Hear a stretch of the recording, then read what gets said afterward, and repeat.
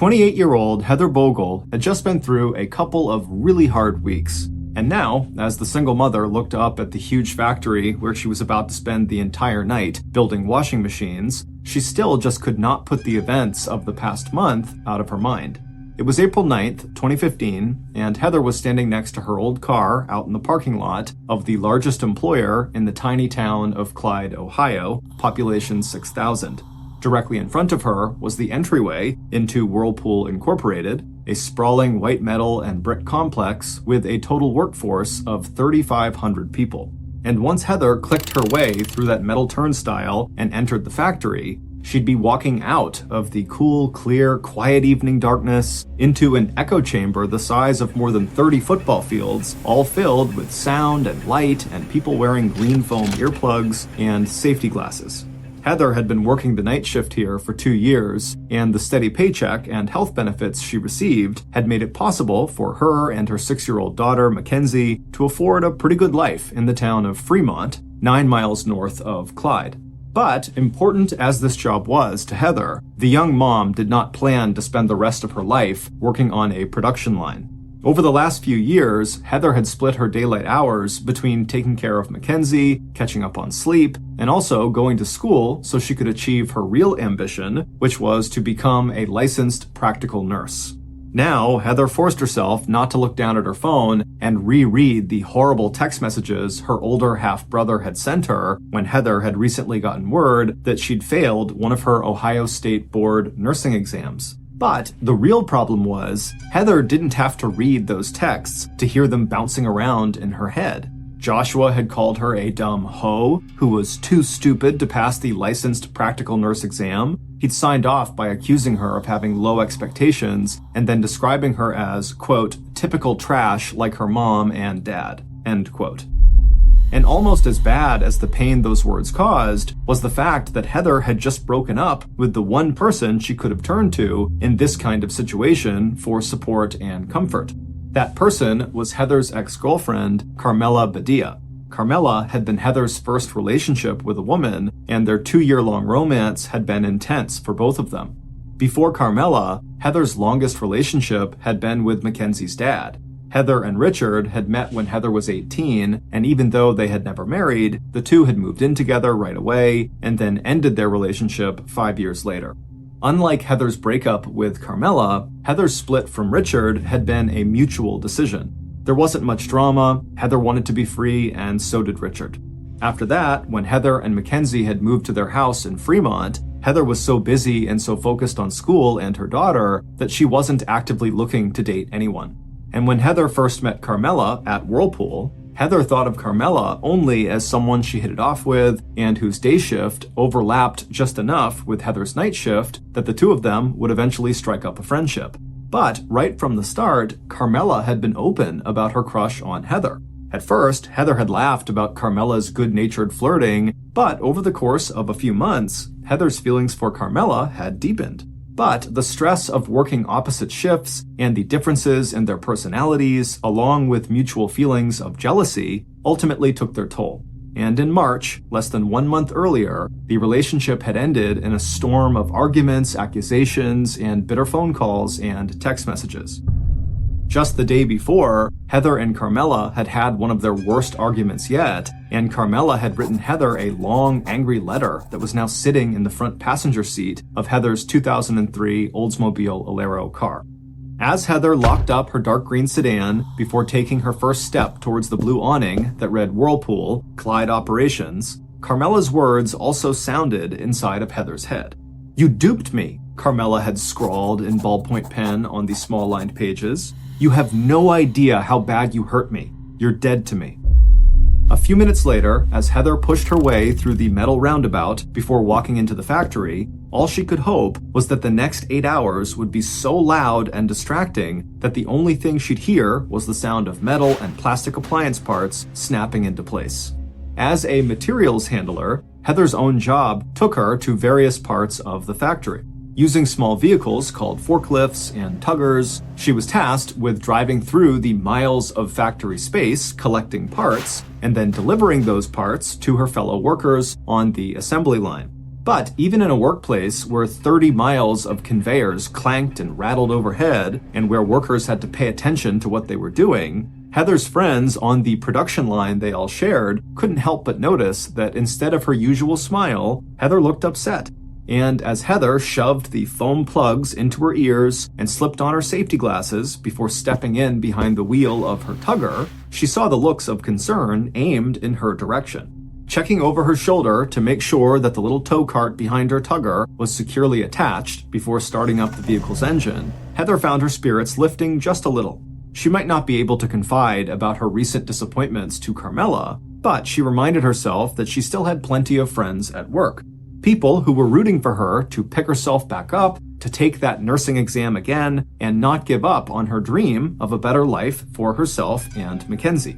And between conversations with her friends over the course of the night, Heather didn't have to reply to any text message or incoming phone calls unless she felt like it. All the important parts of her day were already totally planned out, and everyone who played a part in her daily routine already knew exactly where and when they could find Heather if they really needed to. And it had been that way for more than a year. Heather's shift always ended just after 6 in the morning, and after clocking out, Heather would call Mackenzie's babysitter before Mackenzie headed off to school. Then Heather would head for her home in Fremont to sleep until it was time to collect Mackenzie at the end of the school day. After that, Heather could enjoy spending the afternoon and evening with her daughter before dropping Mackenzie back off with the sitter and leaving for work just before 10 p.m. Even now, when Heather was feeling down, just the thought of her daughter made her smile. Tomorrow's forecast called for cool weather and wind, but it was also supposed to be nice and sunny, and so if Heather made sure to bring along an extra warm jacket for Mackenzie to wear after school, the two of them could spend some time outside on the playground.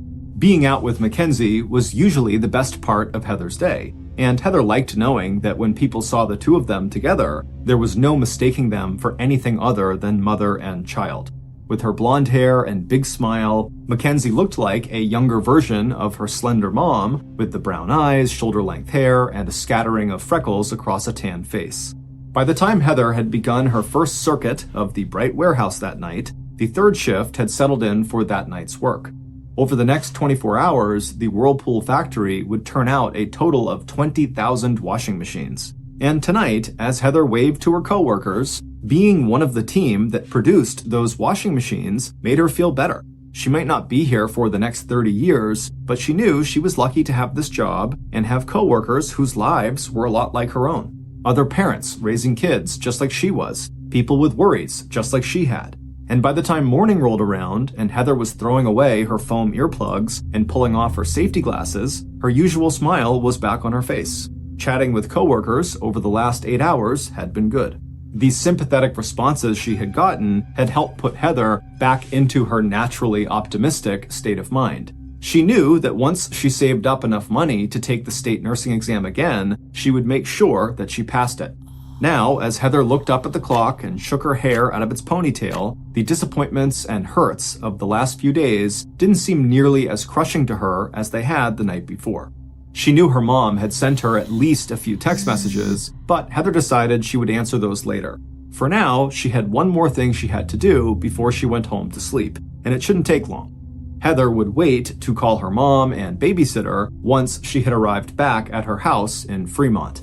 A few minutes later, and Heather was pushing through the metal turnstile under the blue Whirlpool awning, hands in her pockets and head down, as she stepped out into the parking lot and headed for her car.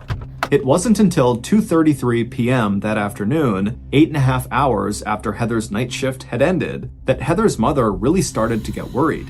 That's when Renee McLaughlin sent yet another text to her daughter asking if Heather was still planning to pick up Mackenzie after school. Renee might not even have bothered to send this text, since Heather always picked her daughter up after school, but earlier messages that Renee had sent to Heather while Heather was at work had all gone unanswered, and that wasn't like her daughter. Now, as Renee looked at her phone, waiting for Heather to text her back, Renee had to make a conscious effort to relax. Renee was still checking for Heather's reply when Renee got a phone call from another one of her daughters, Heather's younger sister, Jen. And as Renee listened to Jen explain what was going on, the worry Renee had been feeling tightened into a huge knot of fear. Now she knew for sure something was very, very wrong. It turned out that Jen, who was listed as Heather's emergency contact, had just been notified by Mackenzie's school that Heather had never arrived that afternoon to pick Mackenzie up. Jen also discovered that in another break from Heather's usual routine, Heather had not called Mackenzie's babysitter that morning before the babysitter had taken Mackenzie into school. After filling her mom in on the situation, Jen had hopped into her car and headed for Mackenzie's school. On her way, Jen used the short trip to call Heather's friends to see if any of them had heard from Heather that day. Meanwhile, Renee got on her phone and began calling other family members, including one of Heather's cousins who also worked at Whirlpool, to see if any of them had seen or heard from Heather. As soon as Jen had returned from school and dropped Mackenzie off with Renee, Jen and one of Heather's best friends began their own search for Heather. They printed out flyers with Heather's picture on them to put on telephone poles. They jumped on Facebook and other social media sites to spread the word about Heather's disappearance. Then the two women drove and walked around Fremont and Clyde, splitting up so they could cover more ground, stopping at Heather's grandfather's house before hitting every store or park or playground that Heather liked to visit. They also called hospitals, tow truck companies, and more friends. By 5:30 p.m., after arranging care for Mackenzie, Renee walked into the Sandusky County Sheriff's Department, 30 miles northeast of Fremont, and filed a missing person report on her daughter. The violent crime rate in Clyde, Ohio is among the lowest in the state, so any circumstance in which someone's life might be in danger was taken seriously right away. There was no 24-hour grace period or anything like that. Instead, it was instant action. And after hearing the pure panic in Renee's description of how out of character it would be for Heather not to pick up her daughter after school, the situation seemed unusual and suspicious enough that the sheriff's department acted immediately. Even as Jen and her friend were crisscrossing town searching for Heather, the sheriff's office issued an alert to local hospitals and other law enforcement agencies, as well as to the local news media. And before long, officers were driving over to the Whirlpool factory parking lot and surrounding area to search for Heather's car. The deputies also stopped at local bars and went to the home in a nearby trailer park to talk with Heather's ex and Mackenzie's dad, Richard. But it wasn't until 8 p.m. that evening, 40 minutes before darkness fell, that police got their first real news on the whereabouts of Heather Bogle. Without giving her name, a woman called police to report that she'd seen a car matching the description of Heather's older model dark green Oldsmobile sedan. And when police ran the license number that the caller gave them, they knew they had a match. A few minutes later, the first deputy on the scene called back to headquarters. He'd found the car where the caller had said it would be. It was in a parking lot that belonged to the Somerton Apartments on Hickory Street in Clyde, just a 5-minute drive from the Whirlpool factory where Heather worked. But any hope police had that they would find Heather asleep inside of her car or inside one of the apartments visiting a friend quickly vanished. The car was empty except for a black and white striped knapsack and what looked like a personal letter, both sitting on the front passenger seat. And when the deputy forced open the trunk of Heather's car, disappointment and worry suddenly turned to shock and horror. Inside the trunk was the body of a young woman.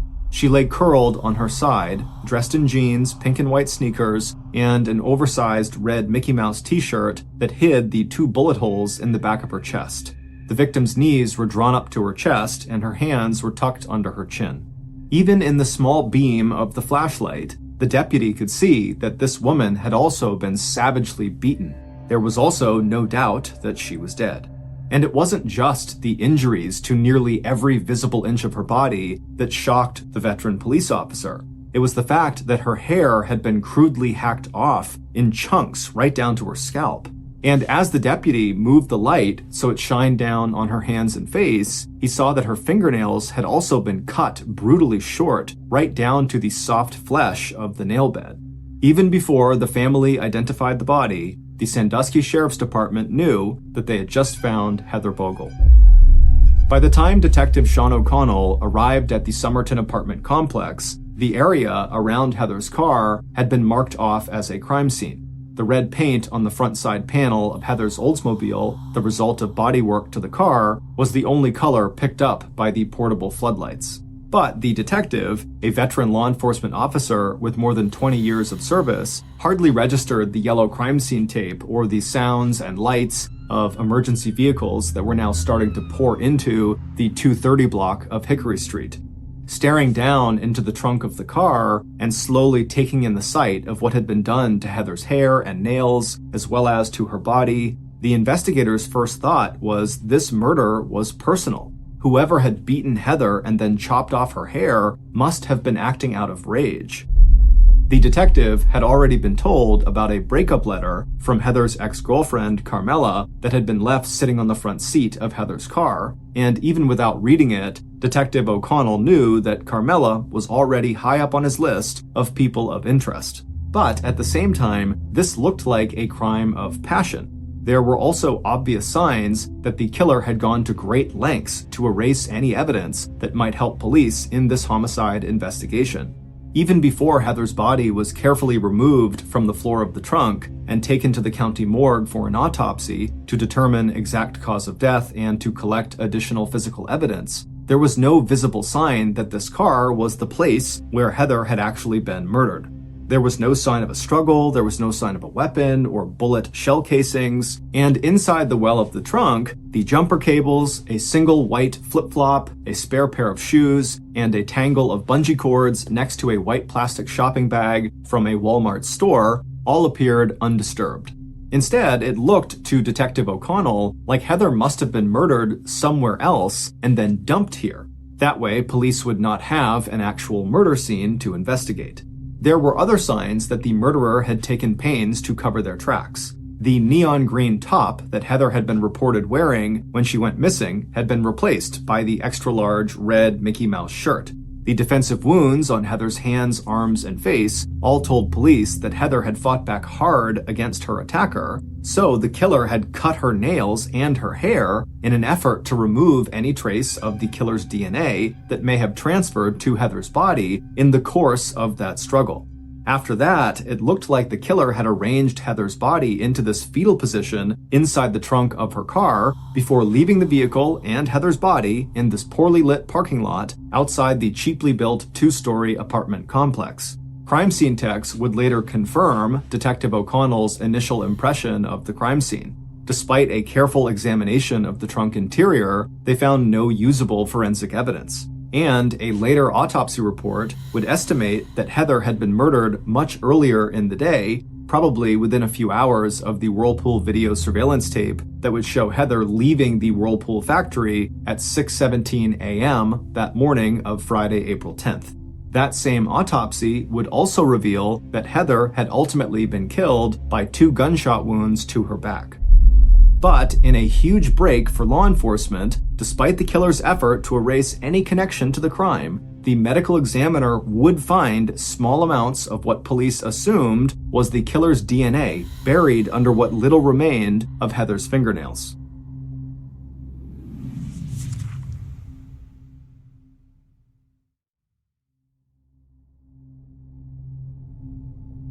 When Detective O'Connell finally looked up from his own visual inspection of Heather's body curled up in the trunk of her car, he noticed one of the residents of the 48-unit complex in front of him standing outside her apartment door, watching the police do their work. That person was 24-year-old Kiona Boer, an African-American woman raising 2 children on her own, who had already had at least one run-in with the Sandusky Sheriff's Department's all-white detective bureau. After making sure the crime scene had been properly secured and processed, Detective O'Connell gave orders for police to start canvassing the area for information about the driver of the green car. He also set in motion interviews with personnel at Whirlpool, as well as with Heather's family and friends. Meanwhile, after taking a final look down at the police activity in her parking lot, Kiona stepped back into her apartment, then carefully closed and locked the door behind her. Over the next 2 weeks, Detective O'Connell reported to the local media and to Heather's family that the sheriff's department was making good progress on their investigation into Heather's murder.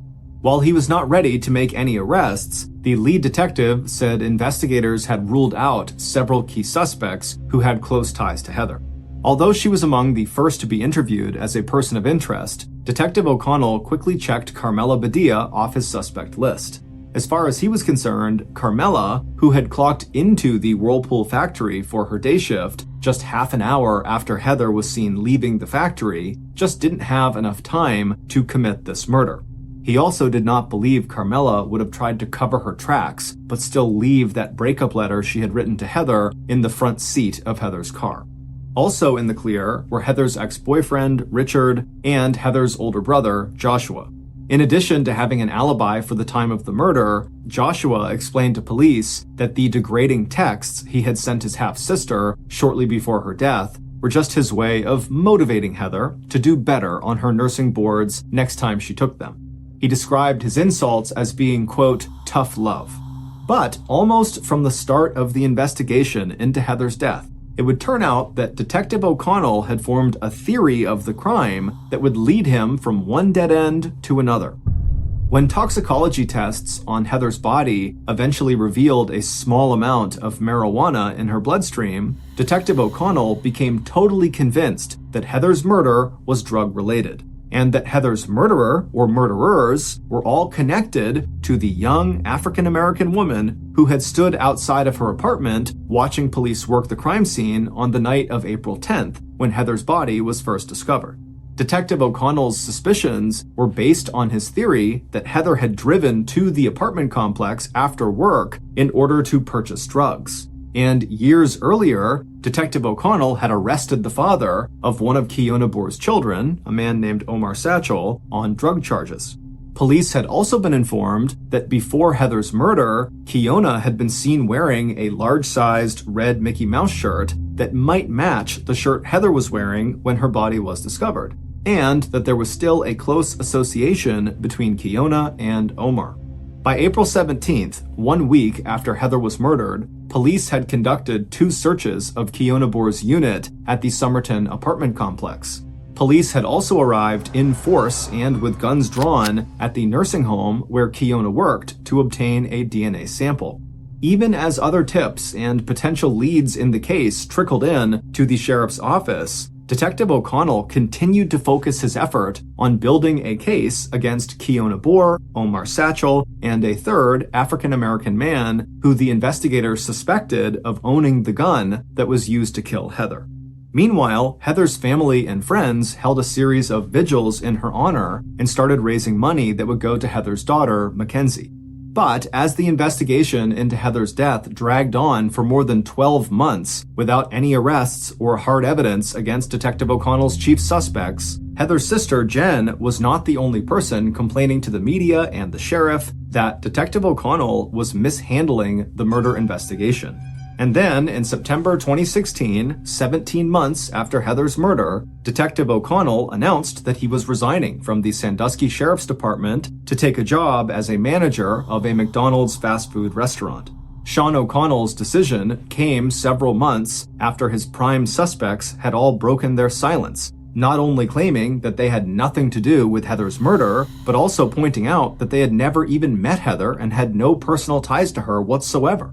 To prove their claim, the suspects volunteered tissue and DNA samples, they stated their willingness to take lie detector tests, and pointed to the alibis they had provided police. They also accused the sheriff's department of racial profiling, which is targeting individuals for suspicion of crime based on the individual's race, ethnicity, religion, or national origin. Just before his resignation, Detective O'Connell himself had been placed on 3 months of paid leave, and the murder investigation had been turned over to the Ohio Bureau of Investigation. And at the same time, Kyle Overmeyer, Sandusky's sheriff and Detective O'Connell's boss, admitted to opiate addiction and was charged with stealing prescription drugs from lockboxes at area police stations. Stunned, Heather's family and friends watched as the state stepped in and tried to pick up the pieces of the murder investigation. To them, and to the frightened residents of Clyde and Fremont, it looked like a bungled investigation by a corrupt and possibly racist sheriff's office would result in one of the most vicious murders ever committed in Northwest Ohio turning into a cold case. In November of 2016, 19 months after Heather Bogle's murder, the voters of Sandusky County voted in a brand new sheriff. And when Police Lieutenant Chris Hilton stepped into that office 2 months later, in January of 2017, one of his first moves as sheriff was to appoint a new detective who would be charged with starting the Heather Bogle murder investigation all over again from scratch. And that new detective, Nick Kotsopoulos, did not waste any time following those orders. With 18 years' experience in law enforcement, this would be the 11th homicide that Detective Kotsopoulos had investigated. And even though he was basically treating Heather's murder as a cold case, the detective was coming at the homicide from a different direction than former investigator Sean O'Connell. He would follow the hard evidence wherever it took him, but he was also interested in talking with people and potential suspects who had a personal connection to Heather. He also wanted to find out exactly where Heather was killed.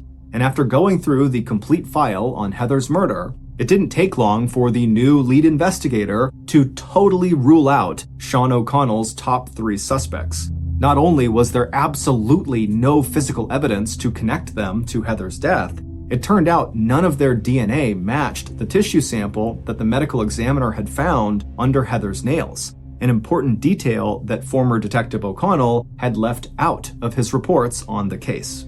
Those DNA results would also rule out, once and for all, Heather's ex-girlfriend, Carmela, and Heather's half-brother, Joshua.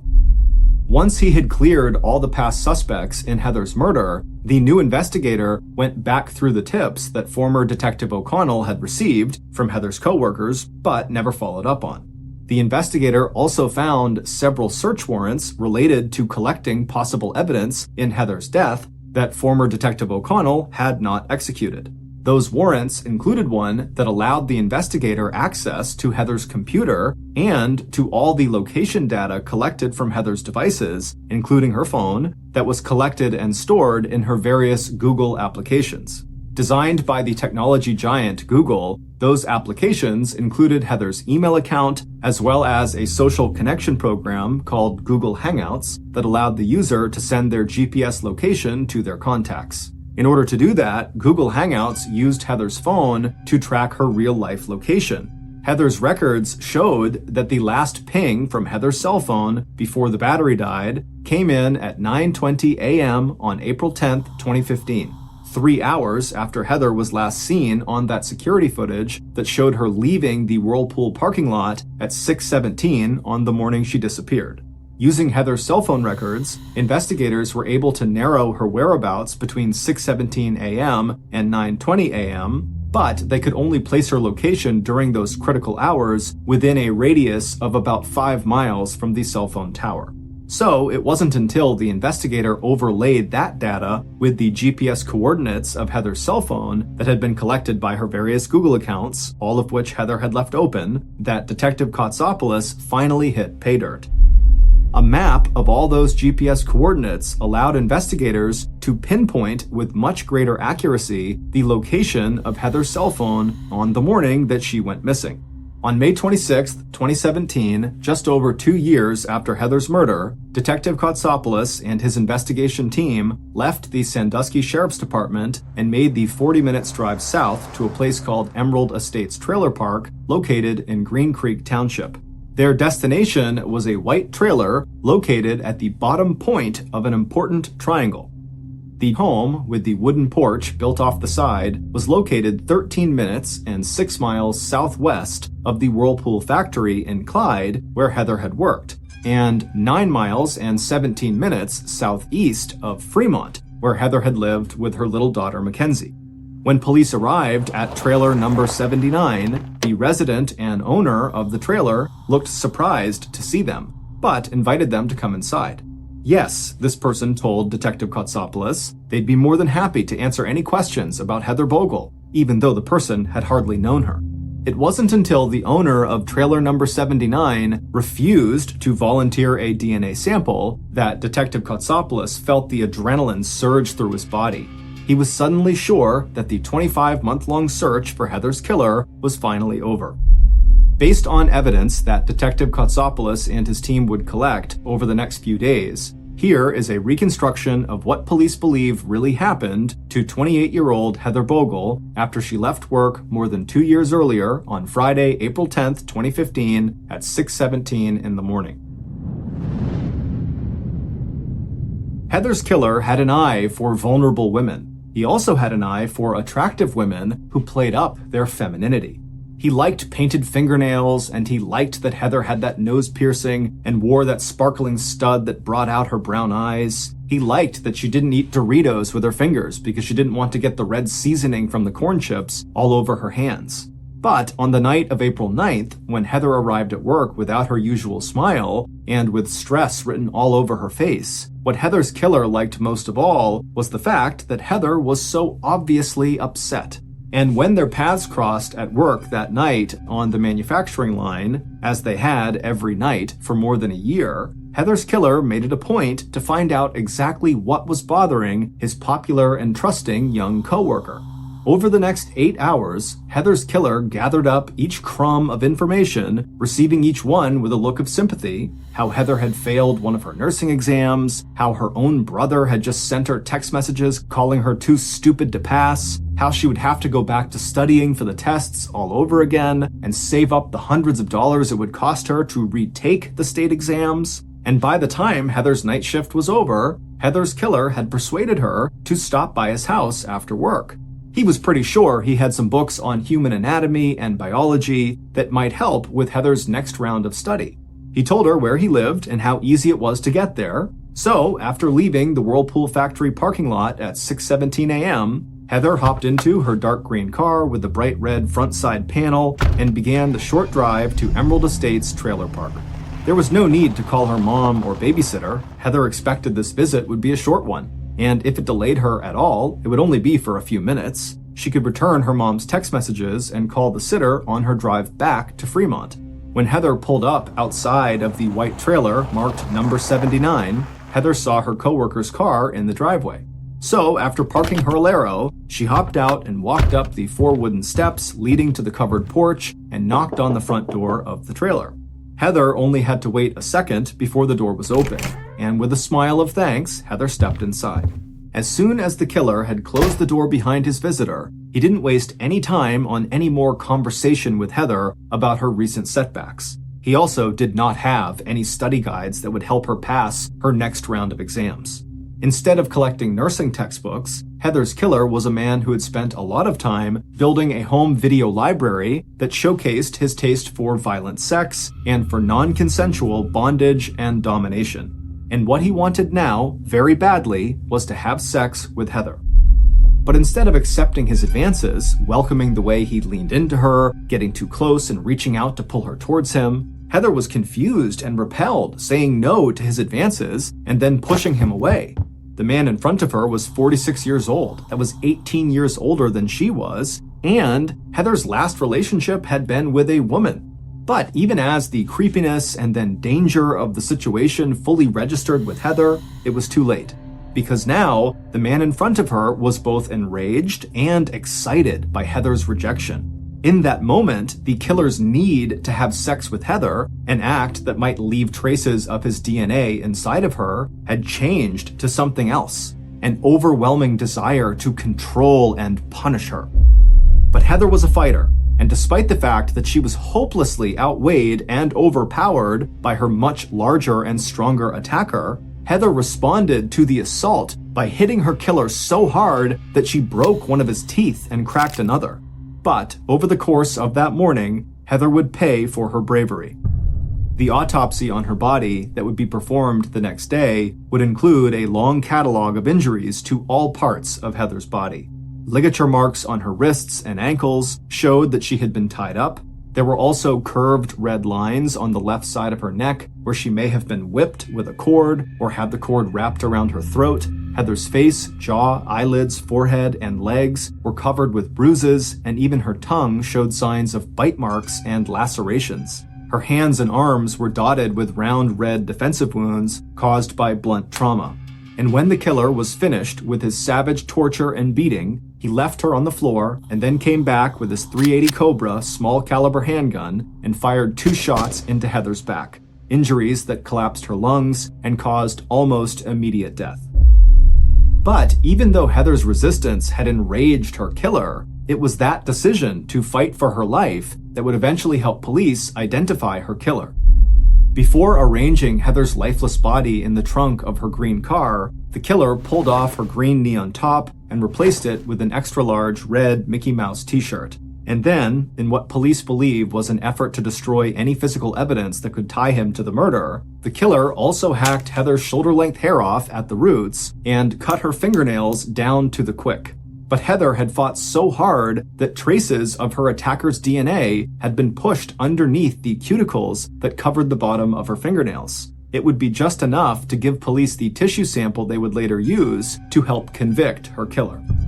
After abandoning Heather's car, with Heather's body locked in the trunk, at the Somerton apartment complex, the killer sat back to wait and to build his cover of innocence.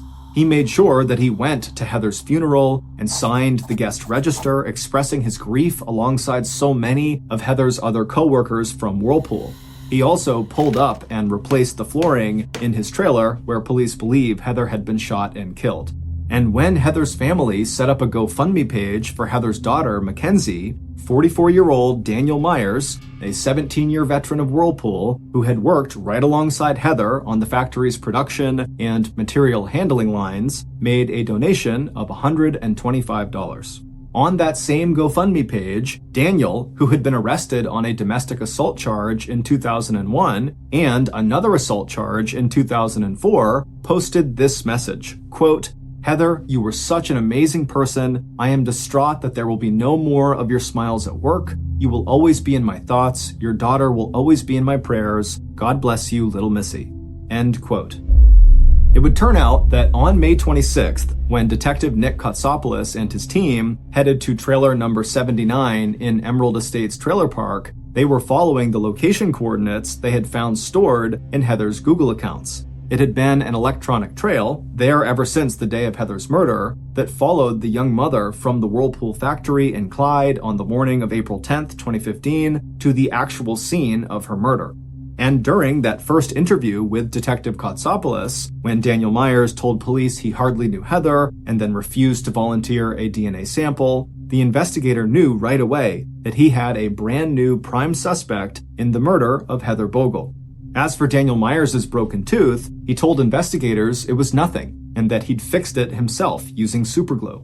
In the days immediately following that first interview with Daniel Myers at trailer number 79, investigators were able to get a search warrant that compelled him to give police a DNA sample. Police also got a warrant to search his house, where they found guns, videotapes of violent sexual encounters, and under the carpet, new sections of flooring that had been installed within a week of Heather's disappearance. On June 1st, after lab tests matched Daniel's DNA to the tissue found under Heather's cuticles, Daniel Myers was arrested and charged with aggravated first-degree murder, robbery, and kidnapping in the death of Heather Bogle. Immediately after Daniel Myers' arrest, 10 women came forward to report that they had been raped by Daniel Myers.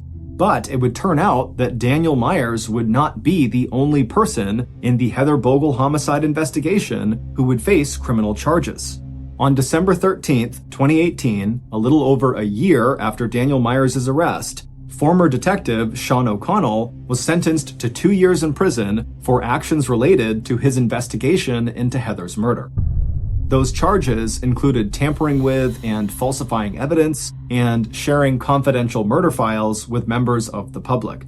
It would turn out that former detective O'Connell had pursued his case against Kiona Boer, Omar Satchel, and a third African-American suspect even after he knew that their DNA did not match the DNA found under Heather's fingernails. As a result of being singled out as a murder suspect, Kiona Boer would lose her job and apartment, and she and her school-age son would both become the target of hate and bullying. Former Detective O'Connell was also criticized for delaying justice. Just days after Heather's murder, Sean O'Connell had received an email tip from a woman who worked at Whirlpool telling police she knew of one employee who she believed, based on her own encounters, would be capable of committing murder, and that man's name was Daniel Myers. Detective O'Connell also failed to execute the search warrant he had early on in the Heather Bogle investigation that would have given him access to the Google accounts that had stored a record of Heather's movements from the time she left work on the day of her murder until her phone died 3 hours later.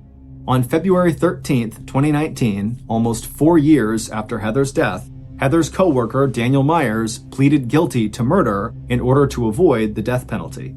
He was sentenced to life in prison without parole.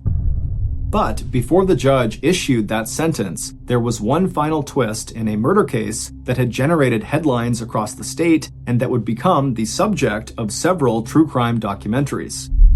Just days after Daniel Myers was arrested in 2017, investigators reopened an older case involving the death of Myers' ex-girlfriend, 37-year-old Leanne Sluter. Back in 2009, 6 years before the murder of Heather Bogle, Daniel Myers told police he had discovered Leanne lying dead of a self-inflicted gunshot wound in the bedroom of a trailer he owned.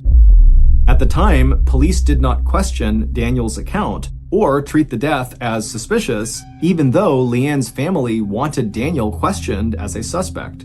Ultimately, the new investigation into Leanne's death turned up a suicide note in the victim's handwriting that was provided by Daniel Myers' family. But although the Leanne Sluter investigation ended without another charge of murder, Leanne Sluter's family insist that if police had done a thorough investigation into Leanne's death and questioned Daniel Myers as a suspect back in 2009, Heather Bogle would still be alive today.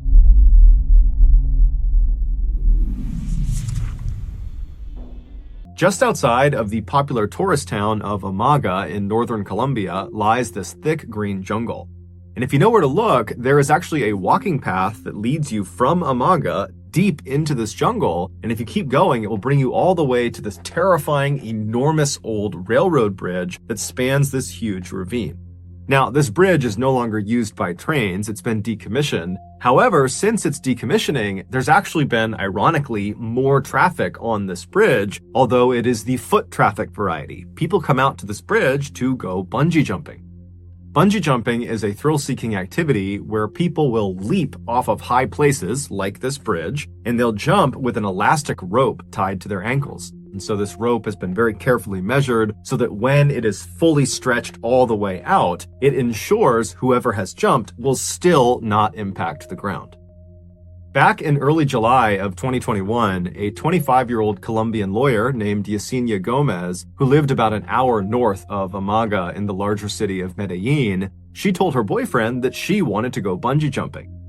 This was something Yesenia had talked about for a long time, wanting to go bungee jumping, but every time it became a real thing and they were actually going to go do it, she would back down because she was just too scared.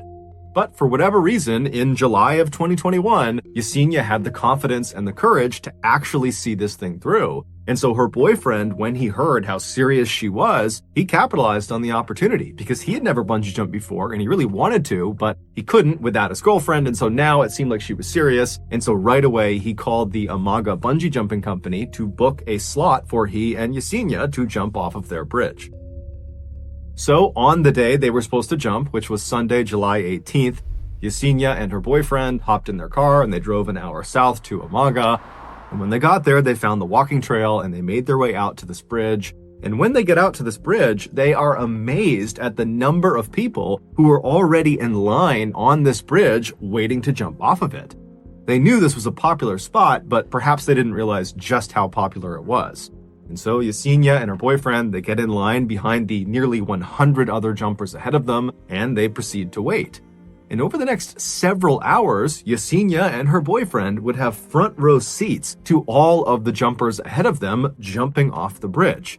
Now, it seems like Yesenia, in her mind, believed she would arrive at this bridge and very quickly she and her boyfriend would leap off and it would be great and so much fun. But now they've been forced to wait for a really long time. And this whole time, they're watching other people jump. And Yesenia is starting to panic. Suddenly, bungee jumping looked terrifying. It did not look like something she wanted to do. And so she was beginning to second guess her decision.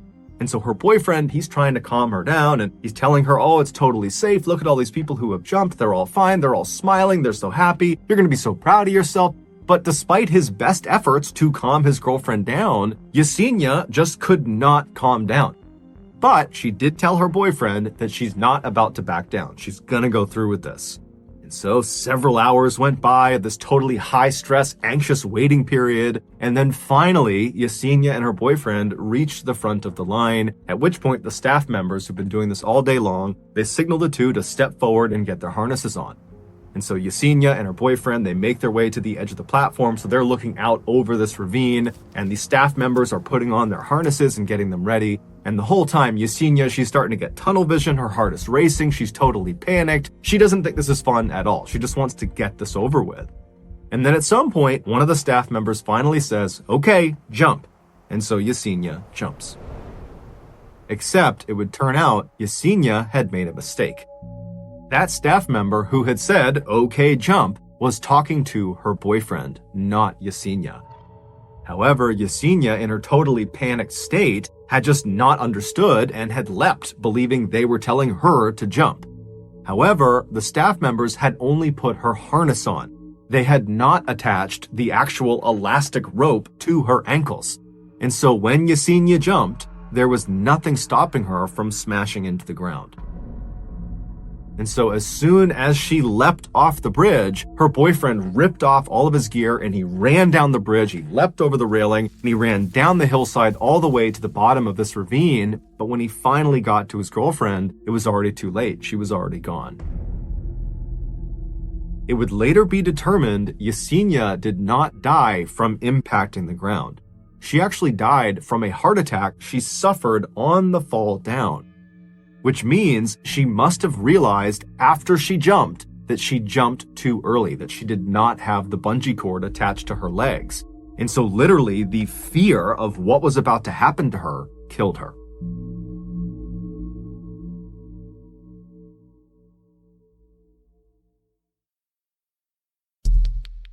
Our next story is called Geocaching.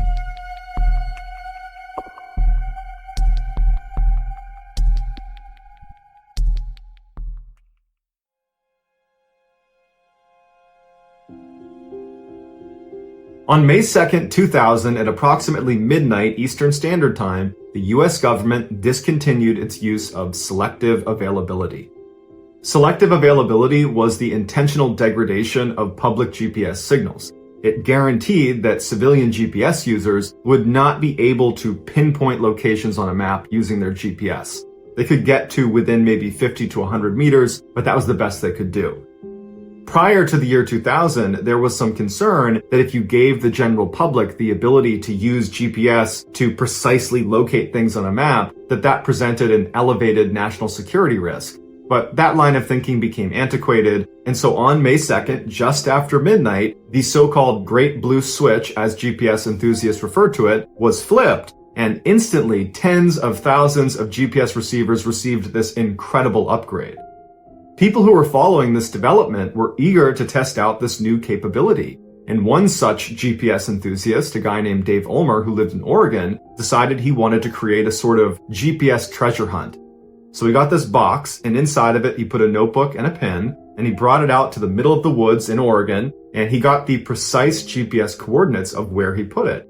And he took those coordinates and he went to an online forum and he posted the coordinates and he said, "Go to these coordinates, and when you get there, if you find what you're looking for, there'll be a notebook. Record yourself in the notebook, and I'll be out there to check who's done this, and if your name's in there, I'll give you credit on this forum." And so this treasure hunt went viral, and lots of people all over the world thought it was a really cool idea to use this new GPS technology to create treasure hunts all over the world. So people started hiding not just treasure chests with notebooks, but all sorts of random things all over the world, and then posting their coordinates online for people to find. This activity was given a name, geocaching, and it's alive and well today, and it's streamlined on the official geocaching app. But as geocaching has evolved over the years, so too has the level of difficulty at finding some of these caches.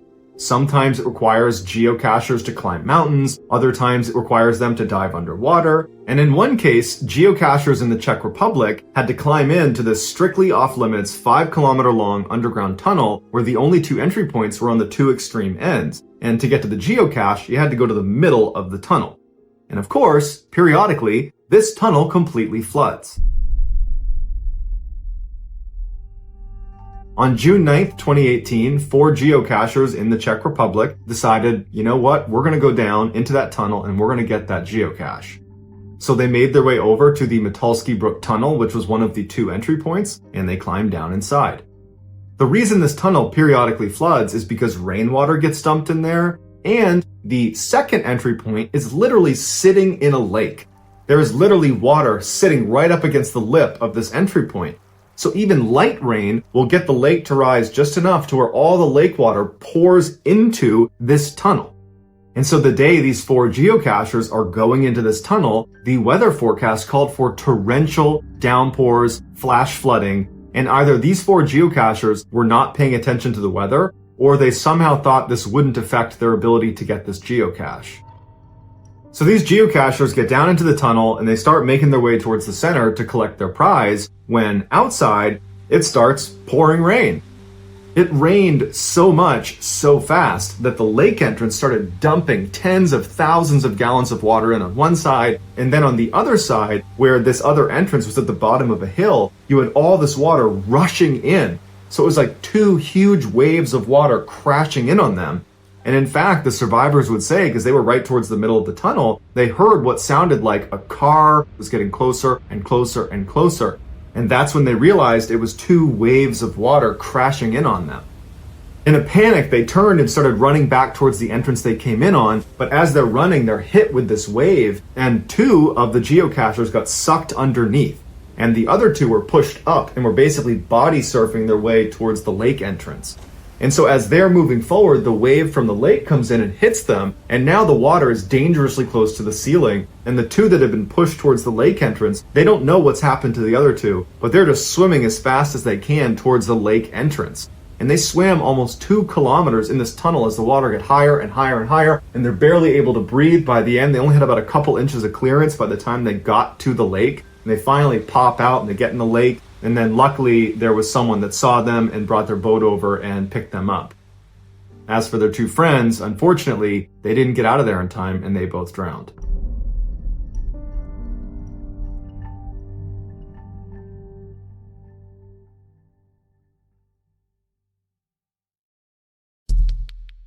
Our next story is called 127 Hours.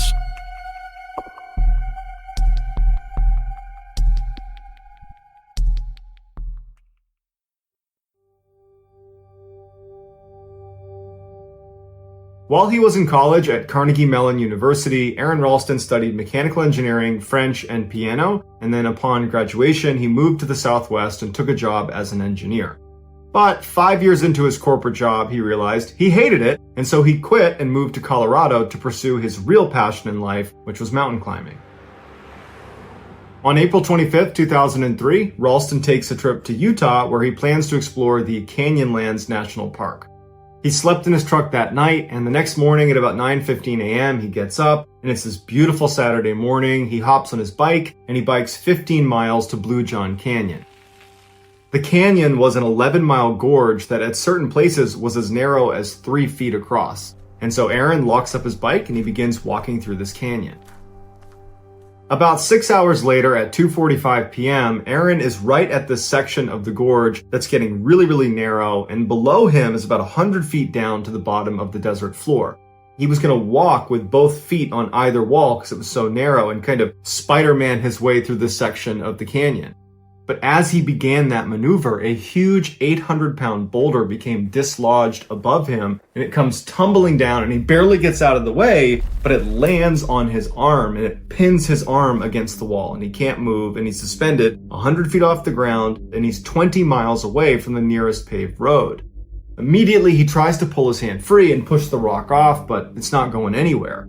And that's when it dawns on him that he didn't tell anybody he was going to be in this gorge today. No one knows he's here, and he's so far away from anyone that can help him, and he doesn't have a cell phone, he doesn't have a radio, he's got no way to communicate with anyone who could potentially help him.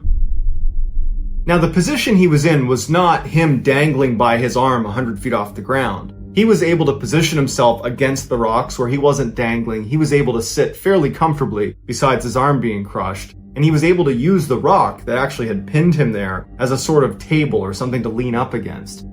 And after he calms down a little bit, after a few minutes, he reaches back and he pulls his bag out in front and he starts taking inventory of what he has.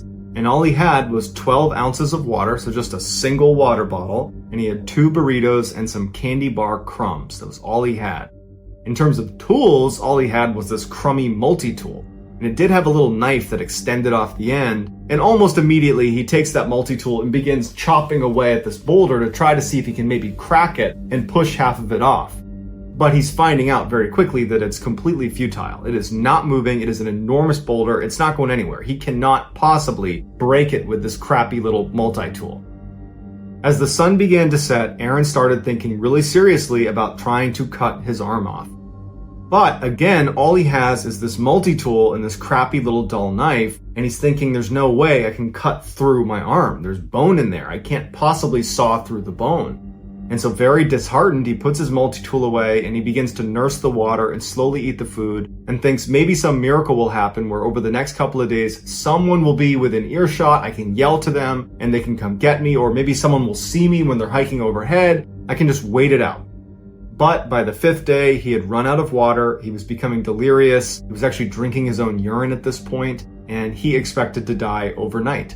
And so with his multi-tool, he etched his name into the rock, and then underneath it, he etched the date he expected to die, which was the next day. And then after that, he put his multi-tool down, and he did have a camera with limited battery, and he pulled that out, and selfie style, he filmed goodbyes to his family. My name's Aaron Ralston.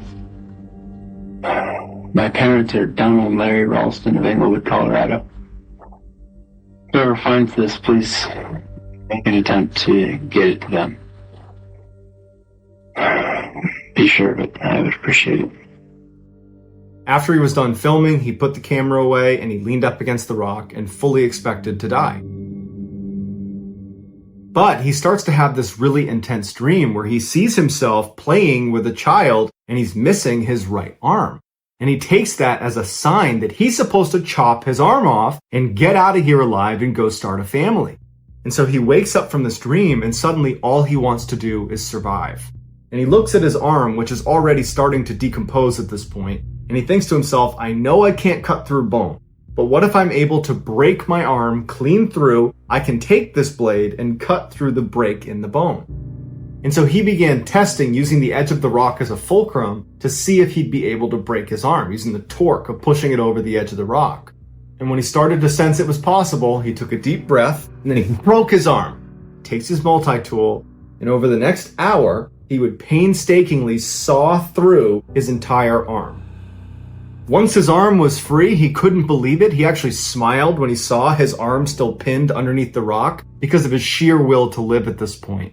And high on adrenaline, he climbed these 65 feet out of this canyon with his one arm. He gets to the trail and he runs 6 miles, and he happens to run into a group of hikers. They give him food and water and they're totally alarmed by him, but they're happy to help him. They call 911 and medics arrive and they save Aaron's life.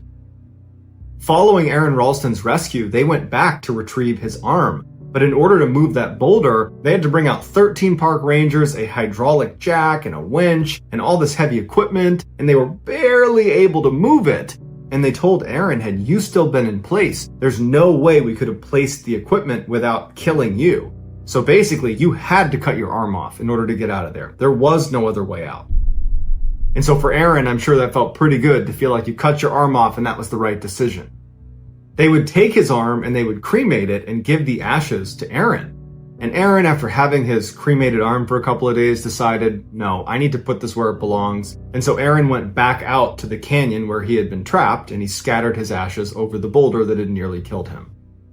In 2010, Aaron's ordeal was turned into a huge blockbuster movie called 127 Hours, where James Franco plays Aaron Ralston in the movie, and it's an incredible movie, albeit it's pretty hard to watch. Aaron Ralston himself said the movie, although it's a drama, is pretty much a documentary because James Franco does an incredible job portraying his emotions and what it was actually like to be trapped underneath this boulder for 5 days.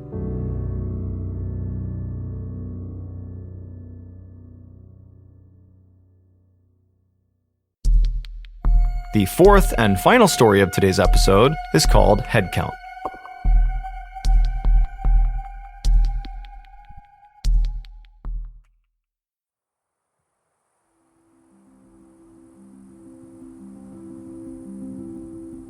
At around 2 p.m. on September 24th, 2017, a 17-year-old college student named Sanjay climbed up onto this boulder that was right off to the side of this hiking trail that he was on. Sanjay was on a day trip with about 20 of his friends from college, and they were in this part of southern India that was really famous for its long, winding trails and all these boulders that kind of sat off to the side of the trails. And then at the end of these trails that are in this part of India is this beautiful ancient Hindu temple that a lot of people will go and take pictures in front of and go inside of. And so that was where Sanjay and his friends were ultimately headed, was this temple. And from the boulder that Sanjay had just climbed up on, he looked up the trail, and from his view now, which was now slightly higher, he could actually see just barely the top of this temple. And so he was really excited about going to see it, and he couldn't believe how close they were. But as he was standing on this boulder, staring at the top of the temple, he also realized that kind of off to the side of the temple, basically right next to it, was this beautiful pool of water with a big wall around it and cement steps leading into it. I mean, it kind of looked like a swimming pool. And so because Sanjay and his friends had been hiking all day to this point, and it was really hot out, Sanjay really liked the idea of going swimming. And so he actually jumped off the boulder and just started running towards the temple and this pool, and he was yelling to his friends as he did, like, hey, I'm gonna go swimming. And so he ran, not to the temple, but to this random pool of water that was next to it, and he got to the steps, and he immediately took off his shirt, and he pulled his phone out of his pocket, and he put it on the steps, and then he walked his way into the water and turned around, hoping to see his friends coming after him. And sure enough, all of his friends were smiling and laughing and running after him, ripping their shirts off, putting their phones down, and jumping in too. And so pretty soon, this very quiet, peaceful pool next to this temple was packed full of very rowdy and crazy college kids. Now, to be clear, this pool of water was not intended to be a swimming area. It was dug about 300 years earlier for this temple, and many people began to view this pool of water as sacred because they believed it could cure diseases. And so what Sanjay and his friends were doing was totally taboo and not allowed. But I can promise you, Sanjay and his friends did not care. They were having a great time. And in fact, Sanjay was having such a great time that when he turned around and looked back up the steps they'd all charged in on, he saw one of his friends, whose name was Vishwas, was standing up out of the water reading what looked like a plaque about this pool of water. And Sanjay hated the idea of one of their buddies not getting to experience this fun. And so Sanjay, a little out of pocket, yelled out to Vishwas like, hey, stop reading that and get in the water. Let's go. What are you doing? And Vishwas was obviously kind of embarrassed to be called out so publicly in front of the, 19 other kids that were there. They're all looking up at him expectantly now, like, yeah, get in here, man. And Vishwas, he's like, okay, fine. And so he took off his shirt, put his phone down as well, and he got in the water with all of them. And very shortly after he did that, Sanjay kind of forgot about him and decided, hey, this would be a great time to take a photo of everybody here, memorialize this amazing trip. And so Sanjay, he waded over to the steps, he grabbed his phone, he came back towards the group, and, he's looking at this big rowdy crowd of his friends who were totally not paying attention to him. And he's saying, hey guys, come over here. I want to take your photo, gather up. I'll take a photo of all of us. And so it took a couple of minutes, but eventually, all these kids got in frame, and Sanjay, he held the phone out, made sure everybody was there, and they all smiled, and he took a picture. And then after he took the picture, Sanjay put his phone back on the steps and returned to just splashing and goofing around with his friends. About an hour later, Sanjay and his friends had left the pool and were now in the temple and were just walking around exploring. But eventually, Sanjay just got tired of looking inside the temple. It was not very interesting to him. And so he eventually just went outside again and sat down on this low wall that was right outside the temple. And because he knew his friends would not be done for at least, 15 or 20 minutes or so, he just pulled out his phone and began kind of scrolling through social media and, doing what we all do on our phones. But eventually, Sanjay opened up his photo album to look at all the photos he had taken during the hike in, and then also that picture in the pool, and then also some pictures he took inside of the temple. And so he pulls up his pictures and just kind of starts scrolling through them, and he eventually reaches the photo that he took selfie style in the pool with all of his friends together.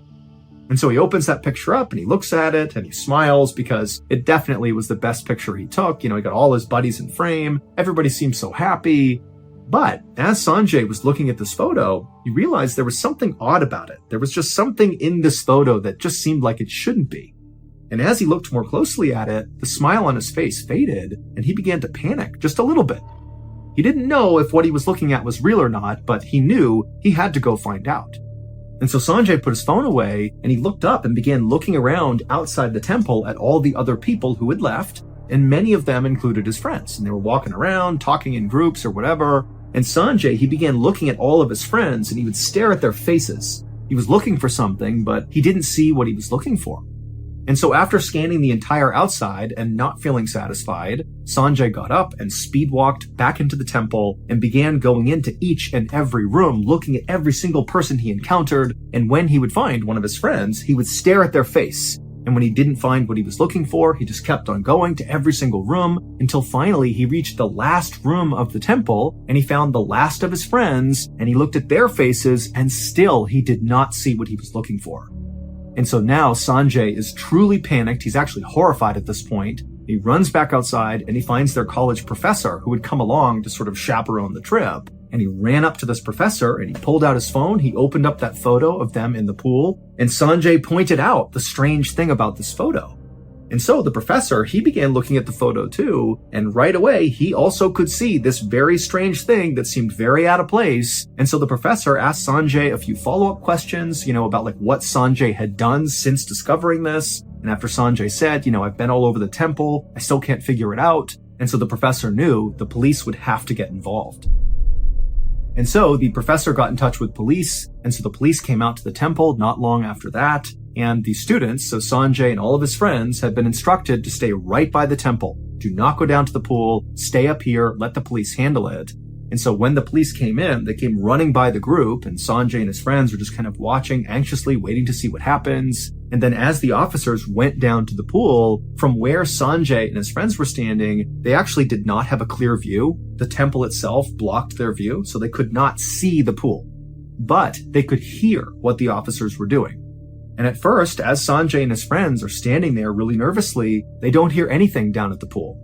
But then they hear one of the officers shout something out, like he's found something. And then Sanjay and his friends heard all this splashing as clearly officers were jumping into the pool. And it was at this moment when Sanjay heard that splashing that he knew the thing he saw in this photo, it had to be real. As horrible as that was, it had to be real. The reason why Sanjay's friend, Vishwas, was not in the water with everybody else, why he was up reading that plaque about the history of this pool, was because Vishwas did not know how to swim, but he didn't tell anyone. Nobody knew this. And so he was probably kind of embarrassed about it. And so maybe he was reading this plaque as sort of a way to, act distracted, like the plaque is the reason he's not swimming. But then when Sanjay, who meant no harm by this, but he yelled out to Vishwas, "Hey, come on, dude, get in here. Come swimming with us." Because he did it so publicly in front of all the other friends, it seems like Vishwas felt very pressured into getting into the water. And that's what he did.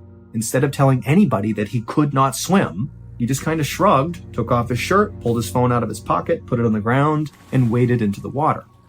And as soon as he did, the entire group just kind of went back to goofing around and splashing and being totally chaotic. And then when Sanjay was like, "Hey, let's take that photo," he really did manage to get all of his friends in frame somehow. Except one of them was Vishwas, and you can only see the top of his head. It's because he was drowning in the background of that photo, just nobody knew it. And so obviously, an hour later, when Sanjay's looking at this photo, he sees the top of Vishwas's head, and he's like, wait a minute, is he goofing around, or is he drowning? And then he ran all around the temple looking for Vishwas. He wanted to prove that he was not in the pool still, that he was up here. But then after searching the entire area and not finding Vishwas, he went to his professor, they called the police, and the discovery was made. And unfortunately, by the time police pulled Vishwas out of the water, he was already deceased.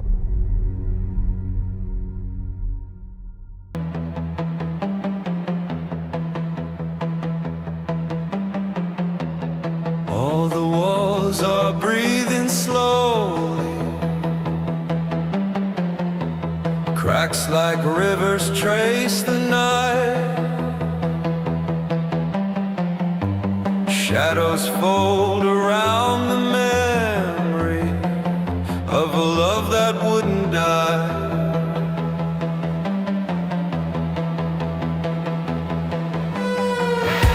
I hear your name inside the static, a ghost that moves beneath the glass.